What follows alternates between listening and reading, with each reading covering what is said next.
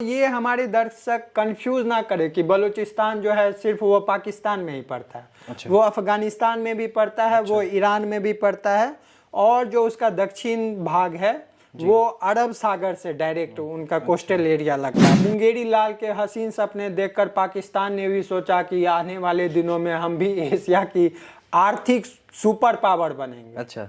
लेकिन आज के दिन उनका हाल ये हो गया, आर्थिक सुपर पावर तो नहीं बन पाए, लेकिन कटोरा लेके भीख मांगने में उनकी एक्सपर्टीज जरूर आ चुकी है। पाकिस्तानी के हर टाइम मन में ये रहता है उम्मा उम्मा का कॉन्सेप्ट कि पूरी मुस्लिम देश जो है वो सब एक ही है, सब एक साथ हमसे आके मिल जाए।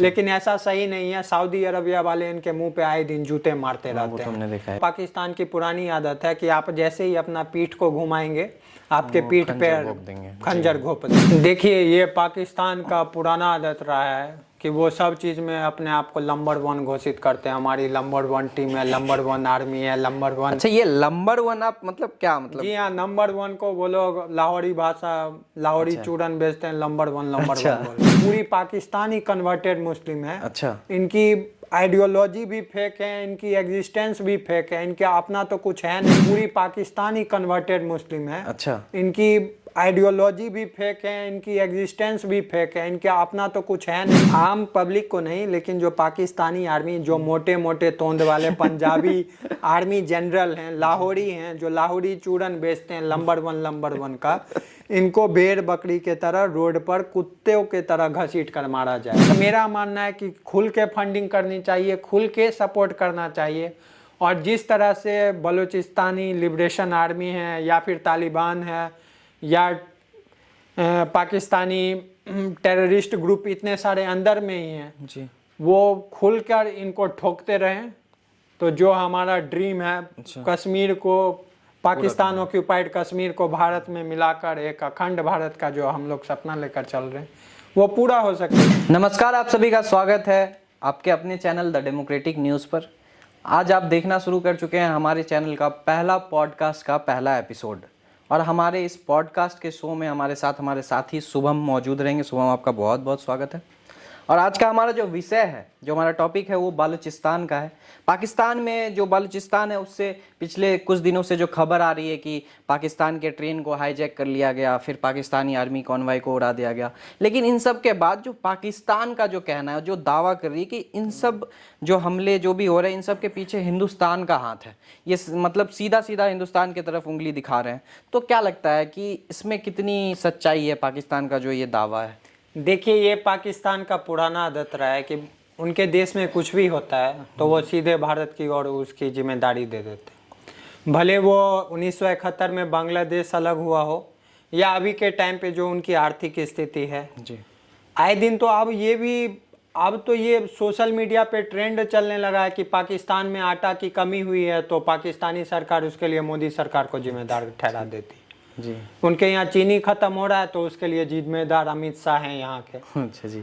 तो ये पाकिस्तान का पुराना आदत रहा है, तो इसमें कोई बहुत ये सीरियस बात नहीं है, अचंभे वाली बात नहीं है ये अब हमारे लिए कि ये चीज़ को पाकिस्तान हर बार भारत को ही इस पर थोपता है। जी। और हम लोग एक बचपन से कहावत सुनते आ रहे हैं कि आप कुत्ते की पूंछ को कितनी भी सीधी करने की कोशिश करें, कुत्ते की पूंछ कभी सीधी नहीं होती। तो मतलब आप पाकिस्तान को कुत्ता से कंपेयर कर रहे हैं? देखिए, मैं पाकिस्तान को कुत्ते से कंपेयर नहीं कर रहा हूँ, ये कुत्ते के लिए ही बेइज्जती होगी एक तरह से देखा जाए तो, क्योंकि कुत्ता वफादार हो सकता है, पाकिस्तान कभी भी वफादार नहीं हो सकता। तो मुझे तो लगता है पाकिस्तानी अगर ये सुन रहे होंगे तो सोच रहे होंगे इससे अच्छा आप पाकिस्तान को कुत्ता से ही कंपेयर कर देते, कम से कम वफादार तो होते। नहीं, देखिए, अगर आप मैप को देखें, मैप के आउटलेट को देखें तो किसके? पाकिस्तान के? हाँ, पाकिस्तान की। तो पाकिस्तान का जो मैप है जी, वो कुत्ते की तरह ही लगता है अगर आप कभी गौर से देखें तो। मैंने देखा तो नहीं है लेकिन अवश्य मैं देखूंगा, लेकिन जहाँ तक मैं मतलब वो कर रहा हूँ, विजुअलाइज कर पा रहा हूँ, हाँ कुछ वैसा ही है। जी हाँ, ठीक है, पाकिस्तान को आपने कुत्ते से कंपेयर कर दिया, सब कुछ सही है। लेकिन पाकिस्तान में जो अभी पाकिस्तान का जो मतलब हॉट टॉपिक बन रखा है बलूचिस्तान, वो क्या है? मतलब उसके पीछे क्या माजरा क्या है, थोड़ा उसको समझाइए। जी हाँ, तो देखिए, बलूचिस्तान को और वहाँ के जो आए दिन आप बलूचिस्तान में हो, अब तो बलूचिस्तान में नहीं पूरे पाकिस्तान में आए दिन बम धमाके होते जी हाँ, रहते हैं। पाकिस्तान में हम देखते हैं ना, हम हमारे दर्शक भी देखते होंगे कई मतलब अलग अलग, मतलब यहाँ तक कि जो पाकिस्तान का जो कैपिटल है उसमें भी बम धमाके हो जाते हैं। जी हाँ, जैसे हमारे यहाँ दीपावली में हर दिन पटाखे बच्चे फोड़ते रहते हैं, अब उस तरह से पाकिस्तानी आर्मी को अब जी वो लोग सुअर की तरह काट रहे हैं। आए दिन वहां पे रोड पे कुत्ते बकरे की तरह उनको पीटा जा रहा है। अच्छा। तो लेकिन हमको इस चीज को समझने से पहले बलूचिस्तान के बारे में थोड़ा समझना पड़ेगा, जी तब हम समझ सकते हैं कि क्यों वहां के लोग इतने तंग आकर पाकिस्तान का आज के दिन ये हाल कर रहे हैं। जी तो अगर आप देखें बलूचिस्तान को मैप पे देखें तो बलूचिस्तान जो है वो पाकिस्तान का लगभग 60% का जो एरिया है पूरे पाकिस्तान का वो लगभग बलूचिस्तान ही है। अच्छा। तो इसीलिए वहाँ की सरकार और आर्मी को इतना डर रहता है कि कहीं बलूचिस्तान हमारे देश से अलग ना हो जाए। तो ऐसा लगेगा जैसे कि शरीर तो है लेकिन हाथ पैर कुछ है ही नहीं पूरे शरीर में। अच्छा। तो इसीलिए वहाँ पे कुछ भी होता है तो वो तुरंत भारत सरकार को जिम्मेदार ठहरा देती है कि इसके पीछे भारत का ही मतलब अपने नाकामी का जो ठीकरा है वो सीधा सीधा भारत पे फोड़ना है। जी हाँ, कोई बच्चा फेल करता है तो स्कूल में फेल कर रहा है तो उसका जिम्मेदार वो मास्टर को दे देता है, अपने दोस्तों को दे देता है। हाँ। बोलता है कि क्वेश्चन ही गलत जब हमारे होता है। टीचर अच्छे से पढ़ाते तो हम पास कर जाते, फर्स्ट हो जाते। हम भी बोला करते थे बचपन में, हाँ, कि क्वेश्चन ही गलत था, आंसर ही सही से नहीं आउट ऑफ सिलेबस था। आंसर ही सही से चेक नहीं किया था मास्टर, हमसे दुश्मनी निकाल रहा है। जी तो सेम हाल आज के टाइम पाकिस्तान का भी वही बिगड़ेल बच्चे की तरह है। जी। तो अगर आप जो बलूचिस्तान का लोकेशन को देखें तो इसके जो पूर्व में है वो सिंध और पंजाब पड़ता है, जो पाकिस्तान का लगभग मेन एरिया है। जी।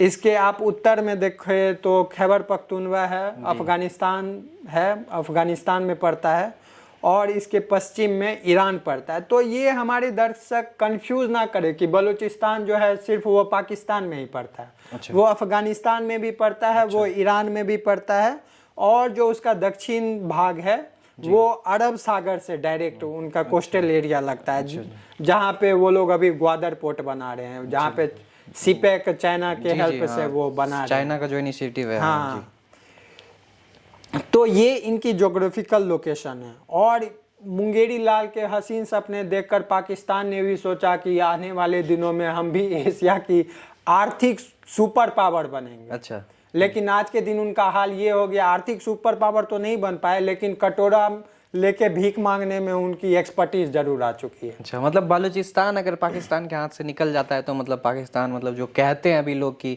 मतलब बैंक करप्ट जिस तरह से हो गया, बिल्कुल सही, जिस तरह से वो inflation- ऐसा ही हो जाएगा कि होली में आपको कुर्ता तो मिल गया लेकिन पैजामा नहीं मिला। सही मुहावरा आपने दिया है। तो मतलब हम ये सब तो चलिए हो गया, मतलब हंसी मजाक सपाट सब अलग करते हैं। मतलब बलूचिस्तान जो है किस तरह से, मतलब पाकिस्तान, मतलब ऐसा तो है नहीं बलूच अभी से मतलब आया है, मतलब पहले से होगा, वहाँ पे लोग पहले से रहते होंगे। तो ये दिन प्रतिदिन वहाँ पे क्या हुआ, आपने इसके स्टडी किया है तो आप हमारे दर्शकों को थोड़ा बताइए बलूचिस्तान का हिस्ट्री क्या है, जियोग्राफिकल जो उसका जो वैल्यू है वो तो आपने बता दिया कि वो अरब सागर से भी लगता है, ईरान से भी लगता है, अफगानिस्तान से भी लगता है। लेकिन पाकिस्तान के लिए भी मतलब सबसे बड़ा टफ सिचुएशन जो बन रखा है कि बलूच को किसी तरह से अपने कंट्रोल में रखना है, वो क्यों? मतलब बलूचिस्तान अचानक से मतलब न्यूज़ में आ गया, अटैक कर रहा है, इतनी बड़ी फौज, आर्मी, ये कैसे? 1947 में जब भारत देश आज़ाद हुआ था तो उससे पहले जो ब्रिटिश सरकार थी वो जैसे भारत पर राज करती थी वैसे ही वो बलूचिस्तान पर भी राज करती थी। लेकिन बलूचिस्तान जो था वो 3-4 उस टाइम पे प्रिंसली स्टेट हुआ करते थे, जैसे कि कल्लात सबसे बड़ा हुआ करता था, लासवेला था, मकरान था, खरान था। तो ये सब प्रिंसली स्टेट 3-4 मिलकर पूरे बलूचिस्तान के एरिया को बनाते थे। जैसे भारत में भी उस टाइम पर बंगाल हुआ करता था, हैदराबाद का निज़ाम था, बॉम्बे था, पूरा हमारा ये कर्नाटक दक्कन वाला पूरा एरिया था। तो उस टाइम पे वहाँ पे भी 3-4 प्रिंसली स्टेट हुआ करती थी। ऐसे इनका ये स्ट्रक्चर था, ये 3-4 प्रिंसली स्टेट मिलकर हुआ करते थे। लेकिन वहाँ जैसे भारत पे ब्रिटिश राज करती थी कि कंप्लीट कॉलोनाइजेशन जिसको बोलते हैं कि कंप्लीट पावरशिप रूल अपने सेंट्रल रोल में रखना, वैसे बलूचिस्तान के साथ वो चीज़ नहीं था। बलूचिस्तान में वो फॉरेन रूल जो थी उनकी कि बलूचिस्तान की सरकार किससे बात करेगी, कैसे डील करेगी, वो सब तो ब्रिटिशर्स अपने हाथों में रखे थे। लेकिन अपनी कल्चर वो कैसे चूज करेंगे, उनके ट्राइबल के बीच क्या होगा, वो सारा, हाँ, वो पावर, लोकल इश्यूज सारा वो खुद हैंडल करेंगे, सारा उनके हाथ में था और ये चीज इनके हाथों में थी। तो जब भारत आजाद हुआ 1947 15 अगस्त को, तो ठीक 4 दिन पहले 11 अगस्त 1947 को बलूचिस्तान ने भी अपने आप को आजाद कर दिया, मतलब एक आजाद देश के रूप में। जी। लेकिन जैसा कि आपको पता है कि भारत आजाद तो हुआ जी। लेकिन भारत का एक बहुत बड़ा हिस्सा चला गया जिसको अभी पाकिस्तान बोला जाता है। जी जी। और इसके पीछे बहुत बड़ी षड्यंत्र थी। हम उसके बीच में अभी नहीं जाते, नहीं तो बहुत ये लंबा खिंच जाएगा। तो उस टाइम पे जो मुस्लिम लीग थी जिसको मोहम्मद अली जिन्ना लीड कर रहे थे, वो ठीक 1 साल पहले 1946 में वो बलूचिस्तान एक अपने घूमने के लिए जाते हैं। अच्छा। कि कल को जब पाकिस्तान एक नया देश बनेगा, जी, तो उनके मन में ये चल रहा था कि जो ये बलूचिस्तान है, और ये पाकिस्तानी के हर टाइम मन में ये रहता है उम्मा उम्मा का कॉन्सेप्ट कि पूरी मुस्लिम देश जो है वो सब एक ही है, सब एक साथ हमसे आके मिल जाए। लेकिन ऐसा सही नहीं है। सऊदी अरबिया वाले इनके मुंह पे आए दिन जूते मारते रहते हैं। हमने देखा है जी। अपने देश में आने से भी एंट्री पे इन लोगों के बैन कर दिया, क्योंकि ये लोग जाते हैं और सिर्फ वहाँ पे भीख मांगते हैं। अच्छा। तो वही चीज़ हुआ था इनके साथ भी। तो ये वहाँ पे गए और उन्होंने बोला कि आप हमारे देश में मिल जाइए, लेकिन जो तत्कालीन राजा थे उस टाइम पर, उन्होंने मना कर दिया कम्प्लीटली इस चीज़ से। अच्छा। कि हम तुम्हारे साथ मिलना नहीं चाहते, क्योंकि हमारा एक अलग कल्चर है जी। और हम अपने देश को किसी के अंदर गुलाम नहीं बनाना चाहते। अच्छा। तो इस बात पर उस टाइम मोहम्मद अली जिन्ना राजी हो गए। लेकिन जो पाकिस्तान की पुरानी आदत है कि आप जैसे ही अपना पीठ को घुमाएंगे, आपके पीठ पे खंजर घोंप देंगे। तो ठीक 1 साल बाद, 1 साल भी मैं नहीं बोलूँगा, 270 दिन तक ही बलूचिस्तान अपना फ्रीडम को एंजॉय कर पाया। और पाकिस्तानी सेना अपने सेना को लेकर उस टाइम बलूचिस्तान के ऊपर चढ़ गई और बलूचिस्तान के ऊपर उन्होंने कब्जा कर लिया। और उनसे ट्रीटी, जबरदस्ती ट्रीटी साइन करवाया गया एट गन पॉइंट जिसको बोलते हैं। अच्छा। वहाँ की आदमी नहीं मिलना चाहती थी पाकिस्तान में, लेकिन मतलब जनता खिलाफ थी, लेकिन गन पॉइंट पे राजा से ट्रीटी साइन करवा लिया राजा से ट्रीटी। तो लेकिन जिस टाइम शुभम ट्रीटी ये साइन हो रहा था, पाकिस्तानी फौज जो है कूच कर रही थी बलूचिस्तान के ऊपर, तो उस टाइम जो ब्रिटिशर्स जो मतलब अभी अभी गए थे भारत छोड़ के, और जो आज़ाद भारत का जो आज़ाद फौज था, मतलब हमारी जो इंडियन आर्मी थी वो या इंडियन गवर्नमेंट, उस टाइम इन्होंने मतलब इनका क्या रोल था, इन्होंने क्या अपना रोल प्ले किया, क्या एक्शन का रिएक्शन कुछ तो हुआ होगा? देखिए, बलूचिस्तान के जो उस टाइम के राजा थे उन्होंने तो ब्रिटिश आर्मी से हेल्प मांगी थी, लेकिन ब्रिटिशर्स ने उनको हेल्प देने से मना कर दिया था, क्योंकि ब्रिटिशर्स का भी एक प्रॉक्सी था और वो भी इतने वीक हो चुके थे वर्ल्ड वार 2 के बाद कि वो भी इनको कम्प्लीटली सपोर्ट नहीं देना चाहते थे। और ब्रिटिशर्स का स्टार्टिंग से रहा है कि वो हल्का पाकिस्तान के तरफ थोड़े ज़्यादा झुके रहते हैं। वो तो है। और भारत की भी अपनी समस्याएं थी। उस टाइम भारत तुरंत ही आज़ाद हुआ था, एक जंग कश्मीर को लेकर वो पाकिस्तान से लड़ चुका था जी। और अपनी भी भारत की अंदरूनी समस्याएं इतनी थी, गरीबी इतनी थी, और सबसे इम्पोर्टेंट बात जो है, भारत का डायरेक्ट बॉर्डर लैंड कनेक्शन कोई बलूचिस्तान के साथ नहीं है। तो आप अपनी पैदल सेना को डायरेक्ट कैसे भेज सकते हैं? जी जी जी। तो इसलिए भारत मतलब स्ट्रेटेजिकली मतलब भारत के लिए वो मतलब उस टाइम मुनासिब नहीं था, मतलब उसके लिए जाना। तो ये सब तो चलिए ठीक है, मतलब हमने मतलब हमारे दर्शकों को पता चल गया कि मतलब बलूचिस्तान की क्या हिस्ट्री है, किस तरह से वो प्लेस में आई, किस तरह से उन्होंने उनके राजा ने एक मतलब आज़ाद देश के रूप में अपने राज्य को देखा था, लेकिन फिर हुआ उसका विपरीत, जो पाकिस्तान के अंदर आज बलूचिस्तान है। लेकिन ये जो बलूचिस्तान में जो BLA बलूचिस्तान लिबरेशन आर्मी जो पनप उठी है, जो अपने फौज मतलब अच्छे खासे फौज है, मतलब इतने अच्छे इंग्लिश बोलते हैं जितने पाकिस्तानी क्रिकेटर नहीं बोल पाते हैं। मतलब ये सब कहाँ से हुआ उनको, मतलब किनका, जैसे हम बोलते हैं ना मुक्ति वाहिनी को जैसे बोला जाता है, इंडियन गवर्नमेंट की तरफ से डायरेक्टली इनडायरेक्टली मतलब सपोर्ट था। तो बांग्लादेश जो है वो आज मतलब हम देख रहे हैं आज़ाद देश के रूप में। तो बलूचिस्तान को मतलब बीएलए कहाँ से मिला, मतलब किस तरह से? जी हाँ, आपने एक बात सही बोली कि उनके जो बीएलए के जो प्रवक्ता हैं वो पाकिस्तानी से ज़्यादा इंग्लिश अच्छा बोलते जी हाँ, ये सोशल मीडिया पे वायरल हो रहा था काफी, मतलब हैं। जी हाँ, पाकिस्तान के जो कप्तान है वो बोलते या तो विन है नहीं तो लन है।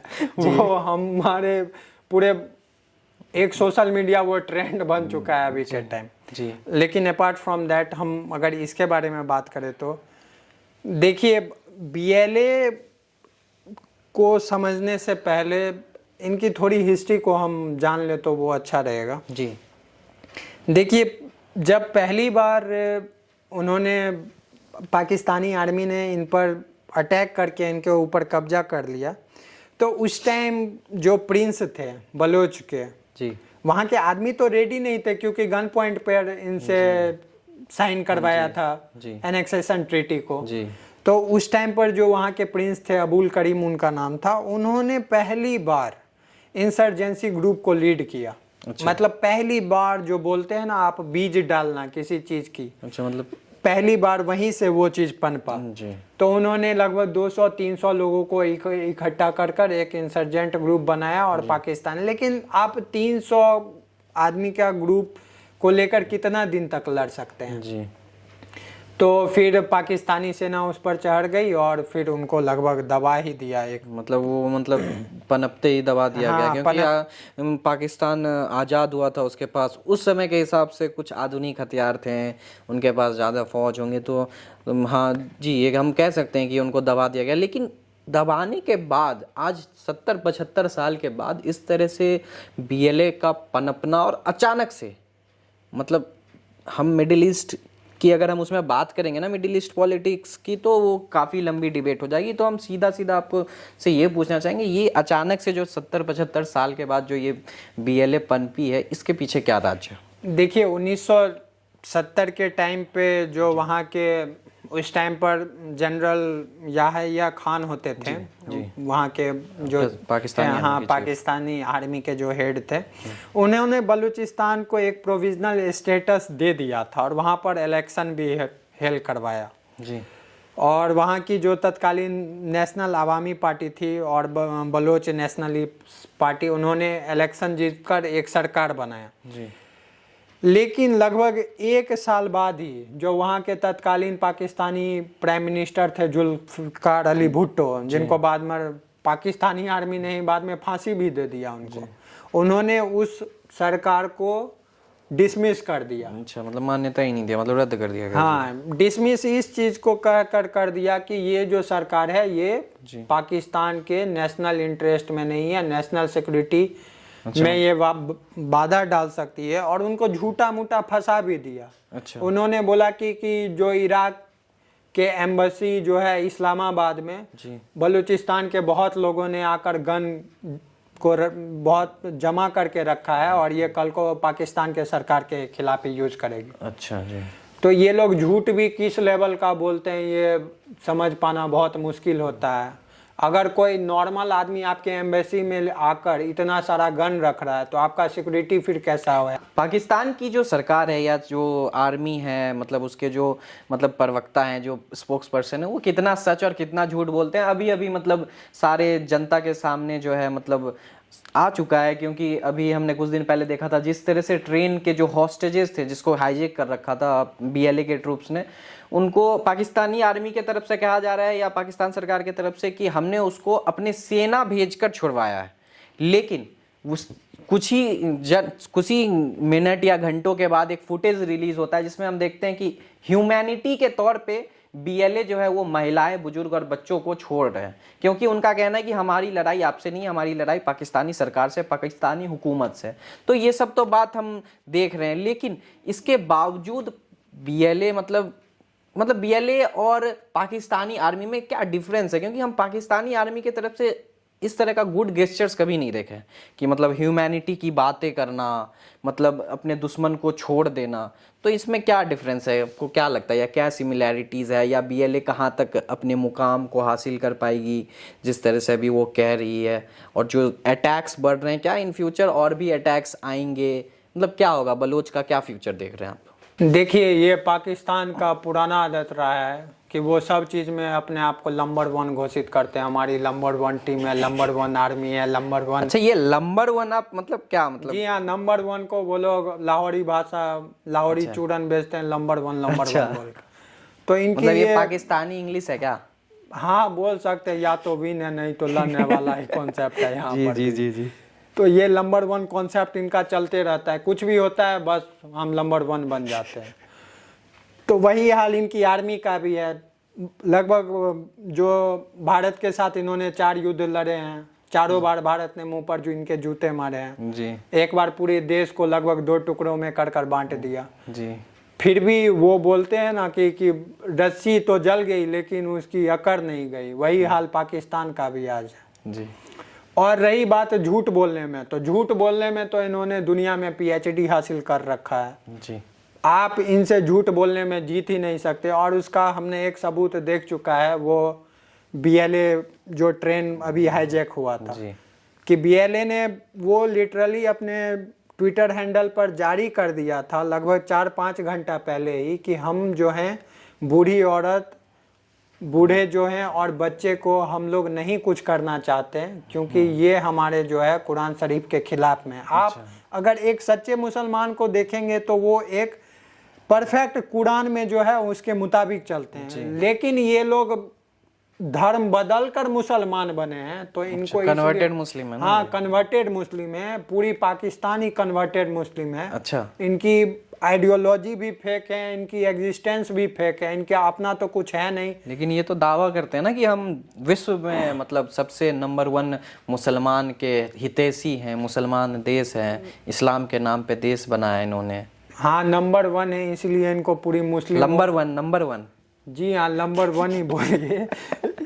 नंबर 1 है इसीलिए इनको पूरी उम्मा जो उम्मा बोलते रहते हैं। इनको पूरा उम्मा से इनको मुंह पे जूते पड़ते रहते हैं। सऊदी अरब ने कुछ दिन पहले इनको बैन कर दिया अपने देश में आने से क्योंकि बोलते हैं कि ये लोग जब आते कटोरा लेके रोड पे भीख मांगने के लिए बैठ देखा था, हमने भी देखा था, कटोरा लेके भीख मांगते हैं सऊदी अरब।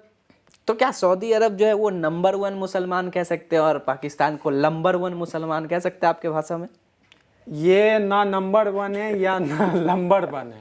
अच्छा, इनकी एक्सपर्टीज सिर्फ भी मतलब ये दोहरे चरित्र वाले हैं कि मतलब हमें सजा देना है तो भाई जैसे इंडिया में भी हम कुछ मुसलमान आप देखते हैं, जानते हमें हैं सजा देना है तो हम इंडियन लॉ को बात करेंगे, और हमें अगर अपना कुछ मतलब जैसे हमें ये हासिल करना है तो भाई हमारा सरिया जिंदाबाद। देखिए, ये पॉडकास्ट बच्चे लोग भी देखेंगे, मैं भाषा को यूज नहीं करना चाहता लेकिन आप जानते हैं कि जिसका डुअल कैरेक्टर रहता है आप उसको क्या बोलते हैं। हमारे दर्शक भी समझ चुके हैं, वही बोलते हैं जो आप समझते हैं, कमेंट में आप लिख सकते हैं। आप जो भी समझ रहे हैं, आप कमेंट पूरा खुला हुआ है, आप मन चाहा चीज कमेंट में लिख सकते हैं जी। और रहा बात आपने बोला गुड जेस्चर विल के बारे में कि जैसा BLA ने दिखाया वैसा पाकिस्तानी आर्मी कभी नहीं दिखाती है, तो ये इनकी एथिक्स में ही नहीं है। अगर आप उनके जो DGISPR का जो उनका जो पाकिस्तानी DGISPR का जो बाद में इंटरव्यू आया है इस अटैक को लेकर, अगर आप उसके DGISPR का इंटरव्यू देखिए, वो तो लग रहा है कि एक बिहार में, हमारे बिहार में वैसा हवलदार भी नहीं होगा जैसा वो वहाँ का आर्मी हेड बन चुका है। अच्छा, 2 लाइन उसको इंग्लिश नहीं बोलने आ रहा है लेकिन वहाँ का वो DGISPR बना। तो जहाँ की आर्मी ही प्रोफेशनल नहीं है जी, तो आप उनसे ये चीज एक्सपेक्ट कैसे कर सकते हैं। अच्छा जी, सारी कंट्री के पास आर्मी होती है जी, लेकिन पाकिस्तान एक ऐसा देश है जहाँ की आर्मी के पास एक देश है, पूरी आर्मी ही उस देश को चलाती है जी। आर्मी के पास चीनी फैक्ट्री है, आर्मी के पास माचिस का आटा फैक्ट्री फैक्ट्री है, है, जी, आर्मी तेल को जी। प्रोड्यूस करती है। ऐसी सिंगल आर्मी है जो सरसों का तेल, मतलब वहाँ की जो PSU है, जो हमारे इंडिया में PSU government of India run करती है, वहाँ पे पाकिस्तान आर्मी रन करती है। जी हाँ जी, सुबह का काम इनका धनिया सब्जी बेचना है और रात में ऐसा आर्मी के तरह ये लोग काम करते हैं जी। तो यही इनकी एक्सपर्टीज है जी। और आपने पूछा कि क्या ये अटैक होने वाला है आगे, तो जी हाँ, इनको ये कंटिन्यू भेड़ बकरी कुत्ते की तरह बलूचिस्तान जब तक आज़ाद नहीं हो जाती तब तक इनको बेल गाजर मूली की तरह इनको रोड पर डेली काटा जाएगा। अच्छा, पाकिस्तानी को पाकिस्तानी आर्मी को, अच्छा, आर्मी को, आम पब्लिक को नहीं, लेकिन जो पाकिस्तानी आर्मी, जो मोटे मोटे तोंद वाले पंजाबी आर्मी जनरल हैं, लाहौरी हैं, जो लाहौरी चूरन बेचते हैं नंबर वन का, इनको भेड़ बकरी के तरह रोड पर कुत्तों के तरह घसीट कर मारा जाएगा। अरे कौन, बीएलए मारेगी पाकिस्तानी आर्मी को? आज के टाइम इनको बीएलए मार रही है, तालिबान, तहरीक तालिबान पाकिस्तान मार रही है, खैबर पख्तूनवा में इंसर्जेंट ग्रुप है। आप देखिए तो इनकी बलूचिस्तान पर अटैक हो रहा है, सिंध में सिंध वाले अब इनसे आज़ादी की मांग कर रहे हैं।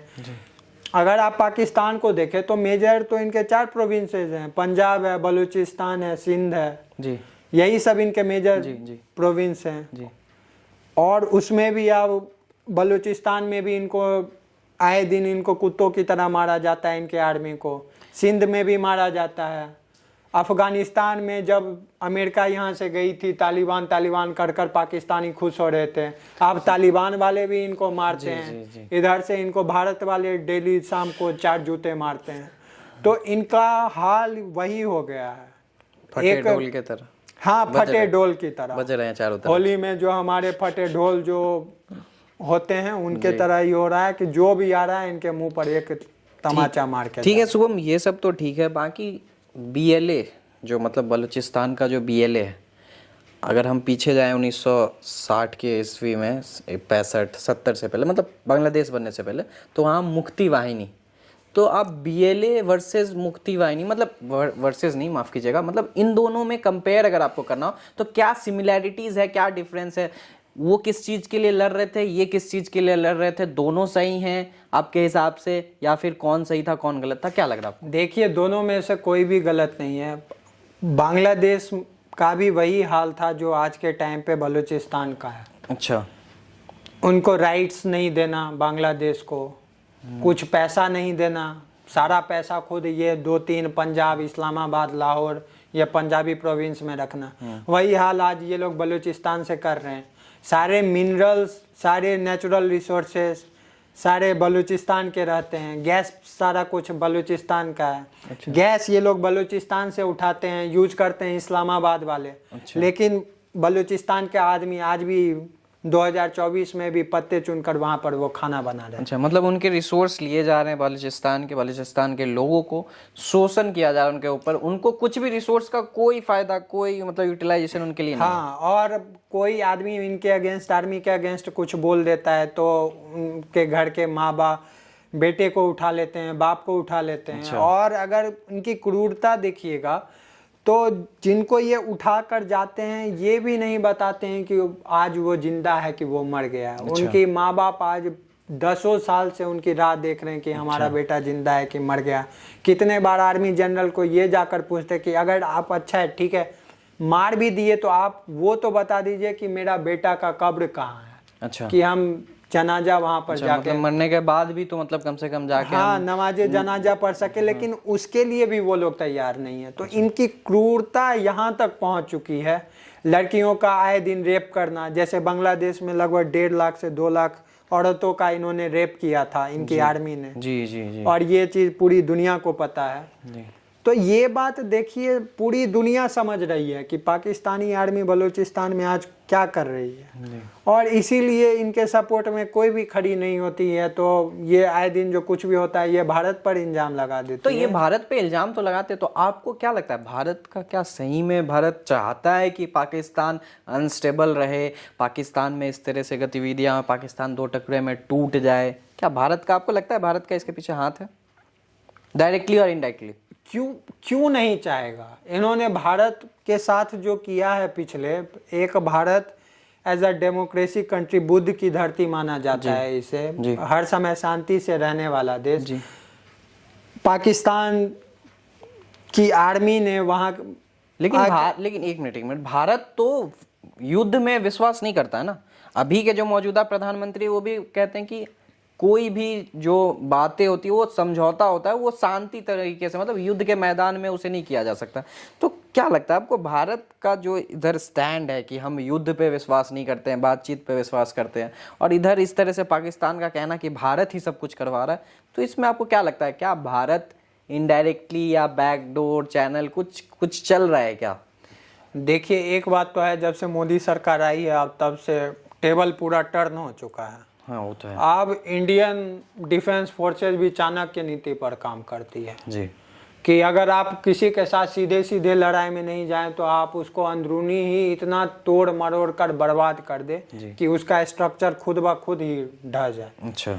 तो वही काम आज भारत की एजेंसी भी कर रही है आज के टाइम, और क्यों नहीं करेगी। जो पाकिस्तान का हिस्ट्री रहा है, वो चाहे 2007-8 में ताज होटल अटैक हो या बॉम्बे अटैक हो, या याद होगा आपको भी कि पहले आए दिन बॉम्बे में अटैक होता था। हाँ, पूरे देश में होता था। इसी दिल्ली में बैठे हुए हैं जहाँ पे यहाँ पे मतलब लगभग सप्ते में 1-2 बम फट ही जाते थे और सब जगह अनाउंसमेंट होता था यहाँ बम हो सकता है, ये हो सकता है। आज तो वो सब खैर नहीं है, आज हम सेफ महसूस करते हैं यहाँ बैठे हुए हैं। तो मैं आपसे एक अगला सवाल पूछूंगा और सीधा सिंपल सटीक शॉर्ट आंसर। BLA का इस तरह से हमला पाकिस्तान पे चाइना को किस तरह से इम्पैक्ट करता है, नेगेटिवली या पॉजिटिवली, और इंडिया को किस तरह से इम्पैक्ट करता है? क्योंकि दोनों नेबर्स हैं और पाकिस्तान को आप कितना भी बोल दो कि वो देश बुरा है, वहाँ आतंकवादी है, लेकिन अगर पाकिस्तान अनस्टेबल है तो भारत को कुछ ना कुछ तो फर्क पड़ेगा, चाइना को भी पड़ेगा। तो क्या लगता है आपको? देखिए, चाइना को इसमें बहुत बड़ा निगेटिव इम्पैक्ट पड़ेगा, क्योंकि जो चाइना सीपेक जो बना रहा है, चाइना पाकिस्तान इकोनॉमिक कॉरिडोर है जो ग्वादर पोर्ट पर बना रहे हैं, वन OBR का जो है one belt one road initiative जो है, उनका जो पार्ट है सीपेक जी, वो बलूचिस्तान के ग्वादर पोर्ट ही उनका मेजर वो चंक एरिया है जिससे वो अपने आप को सेंट्रल एशिया से कनेक्ट करना चाहते हैं जी। और बलूचिस्तान BLA आर्मी की यही मांग है। वो आए दिन सिर्फ पाकिस्तानी को ही नहीं, वो चाइनीज को भी कुत्ते की तरह मारते रहते हैं डेली। अच्छा, चाइनीज को भी? वो चाइनीज को भी मारते, कितने चाइनीज इंजीनियर को उन्होंने वहां पर ठोका है। अच्छा। अब चाइना के जो वो छोटे छोटे बच्चे, जो बच्चे नहीं बोल सकता मैं, जो छोटे छोटे इतने छोटे छोटे चीमैन बोले या चौंकी बोले, जो भी आप बोले, जी, वो आते हैं। अब वो भी यहाँ पर आने से डरने लगे हैं जी। मतलब वो चाहते हैं कि सीपैक जो प्रोजेक्ट बंद हो जाए, बलूचिस्तान से निकल जाए अब चाइना। इसमें इनकी गलत क्या है? आप एक वहां पर फैक्ट्री बना रहे हो, सपोज कीजिए कि हमारे घर के बगल में कोई इंडस्ट्री बन रहा है, तो सबसे पहले बेनिफिट कौन होगा? जो यहाँ का आसपास का आदमी होगा। लेकिन जब आप यहाँ के आसपास के ही आदमी को उसमें नहीं शामिल होने दोगे तो आसपास का आदमी आपका अपोज करेगा ही जी। आज ग्वादर पोर्ट बन रहा है, वहाँ की रिसोर्स यूज हो रही है, चाइनीज आते हैं, वहाँ की जो नदी है वहाँ से मछली उठा कर जाते हैं जी। अब तो वहाँ पर जो बलूचिस्तान के आदमी हैं उनको इसमें कुछ हिस्सा नहीं मिल रहा है। आज जो बलूचिस्तान का एक नॉर्मल मछुआरा है वो दूर जाता है मछली पकड़ने के लिए, और जो उनका घर का जो नदी है, तालाब है, उसमें चाइनीज आते हैं मछली पकड़ने के लिए जी। तो इसलिए आप बलूचिस्तानी लिबरेशन आर्मी की ये भी मांग है कि पाकिस्तानी आर्मी के साथ साथ तुम जो हो यहाँ से चाइनीज वो भी निकलो। हाँ, उन्होंने हमने तो देखा है वीडियो में। तो चलिए, ये तो चाइना का हो गया। इंडिया को कैसा इम्पैक्ट पड़ेगा? क्या इंडिया चाहेगा कि ये आगे जाए या ये रुके या फिर ये किसी और तरीके से, मतलब इंडिया का क्या स्टैंड होना चाहिए? देखिए, इंडिया को उतना ही बेनिफिट होगा जितना पाकिस्तानी अनस्टेबल रहेगा, क्योंकि जो हमारा कश्मीर है वो शांत रहेगा, हमारा कश्मीर डेवलप होते रहेगा, डेवलपमेंट की रास्ते की ऊपर चल चुका है जो हमारी मोदी सरकार ने की है 370 आर्टिकल को हटाने के बाद। और हमारा जो एक लॉन्ग टर्म एम्बिशन है कि जो कश्मीर का आधा हिस्सा जो पाकिस्तान ऑक्यूपाइड कश्मीर में जा चुका है, तो जब तक पाकिस्तान अंदर से खोखला होते रहेगा और वहाँ की आर्मी जो है वो बलूचिस्तान की और उनकी ज़्यादा ध्यान रहेगी वहाँ की मामला को हल करने के लिए जी। तो जो मोदी सरकार ने बोला है कि हम 2027 या 28 में कश्मीर को हम कंप्लीट करना चाहते हैं, मतलब पाकिस्तान POK को वापस लाना चाहते हैं, POK को वापस लाना चाहते हैं, तो आप ऐसे ही नहीं सीधे अटैक कर सकते हैं POK में घुस के। जैसे बांग्लादेश को अलग किया था इंदिरा गांधी की सरकार ने, तो मुक्ति वाहिनी को सपोर्ट किया था उस टाइम पे, फाइनेंस से हो या फिर आप अपने नेटवर्क से करते हो या अपने जो एजेंट है उनसे करते हो। तो उसी तरह अभी भारत सरकार को मेरा मानना है कि खुल के फंडिंग करनी चाहिए। मुझे पता नहीं है कि वो फंडिंग करते हैं कि नहीं, लेकिन मेरा मानना है कि खुल के फंडिंग करनी चाहिए, खुल के सपोर्ट करना चाहिए। और जिस तरह से बलूचिस्तानी लिबरेशन आर्मी है या फिर तालिबान है या पाकिस्तानी टेररिस्ट ग्रुप इतने सारे अंदर में ही हैं जी, वो खुलकर इनको ठोकते रहें, तो जो हमारा ड्रीम है कश्मीर को, पाकिस्तान ऑक्यूपाइड कश्मीर को भारत में मिलाकर एक अखंड भारत का जो हम लोग सपना लेकर चल रहे हैं वो पूरा हो सके। जी। तो इसमें हमारे लिए बुरा क्या है, पाकिस्तानी जितना अनस्टेबल रहेगा वो उतना अच्छा रहेगा। अच्छा जी, लेकिन आप इस चीज को ऐसे नहीं मान सकते कि इसमें पूरा भारत का ही हाथ है।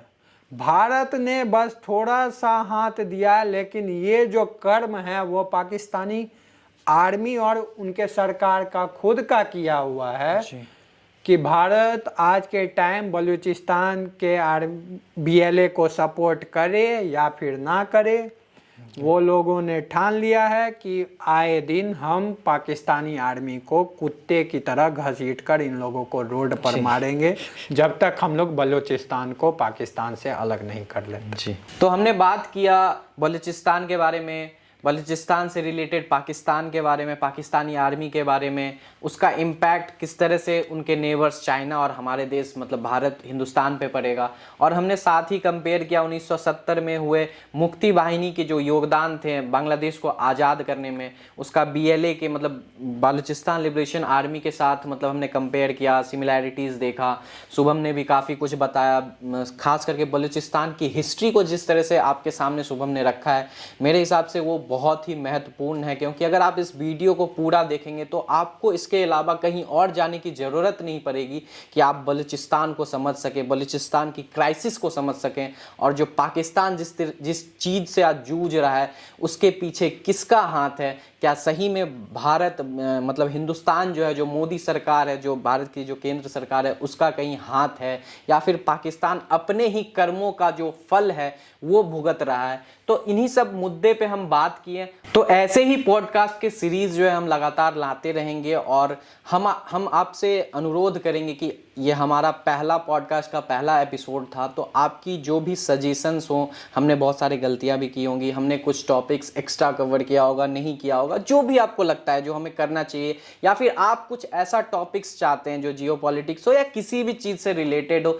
जिस पे आप क्लैरिटी चाहते हैं, हमें कमेंट बॉक्स में ज़रूर बताइएगा। हम उस पर डिटेल्ड एनालिसिस करेंगे और आपके सामने लाएंगे, ताकि आपकी जो भी कंफ्यूजन हो वो क्लियर हो। और हम चाहेंगे कि आप अपना सहयोग हमें हमारे चैनल को सब्सक्राइब करके, अपनी सजेशंस को कमेंट बॉक्स में डाल के, और अपने दोस्त परिवार के साथ हमारे इस वीडियो का लिंक शेयर करके हमारा जितना हो सके उतना सहयोग करें, ताकि हम इस तरह से और भी एपिसोड्स लाएं और आपको नए नए टॉपिक्स से, नए नए विषय से, नए नए कन्फ्यूज़न, नए नए न्यूज़, जो भी कुछ घट रहे हैं, इस घटना मतलब जो भी चल रहा है आसपास, जो आप न्यूज़ में देख रहे हैं, सोशल मीडिया पे देख रहे हैं, उससे आपको अवेयर रखें, क्लियर दें, आपको सारी क्लैरिटी आपको कंपाइल करके एक जगह दें। तो हमारे पहले एपिसोड में आपको कैसा महसूस हुआ कमेंट बॉक्स में ज़रूर बताइएगा। धन्यवाद।